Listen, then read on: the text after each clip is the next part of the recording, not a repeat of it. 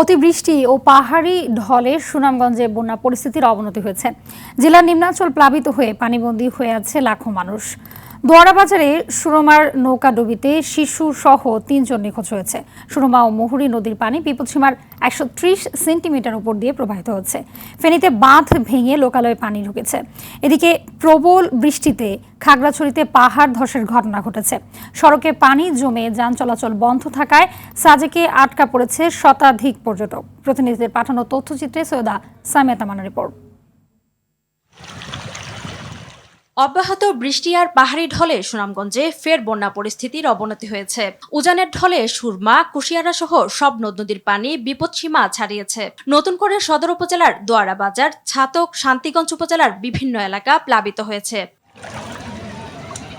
উজানে বৃষ্টিপাত অব্যাহত থাকায় স্বল্পমেয়াদী বন্যা পরিস্থিতি দেখা দিতে পারে বলে জানিয়েছে সুনামগঞ্জ পানি উন্নয়ন বোর্ড। সিলেটে তৃতীয়বারের মতো দেখা দিয়েছে বন্যা। মৌলভীবাজারে টানা বৃষ্টিতে নদ-নদীর পানি কিছুটা বেড়েছে। এতে হাকালুকি, হাওর তীরবর্তী ৩ উপজেলায় বন্যা পরিস্থিতি দীর্ঘস্থায়ী হওয়ার শঙ্কা দেখা দিয়েছে।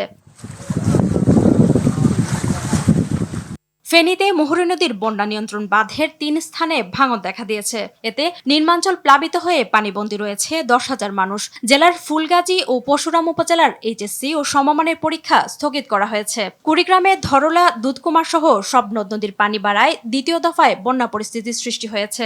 লালমনিরহাটে তিস্তার পানি ডালিয়া পয়েন্টে বিপদসীমার ৩০ সেন্টিমিটার নিচ দিয়ে প্রবাহিত হচ্ছে। পানি স্বাভাবিক রাখতে তিস্তা ব্যারেজে সব জলকপাট খুলে দেওয়া হয়েছে। ভারী বৃষ্টিতে খাগড়াছড়ির আলুটিলায় পাহাড় ধসের ঘটনায় ঢাকা, খাগড়াছড়ি ও ঢাকা চট্টগ্রাম সড়কে ১ ঘন্টারও বেশি সময় যান চলাচল বন্ধ থাকে। পানিতে ডুবে গেছে খাগড়াছড়ি রাঙ্গামাটি সড়ক। সাজেকে পর্যটন কেন্দ্রের সঙ্গে খাগড়াছড়ির সড়ক যোগাযোগ বন্ধ হওয়ায় আটকা পড়েছে শতাধিক পর্যটক।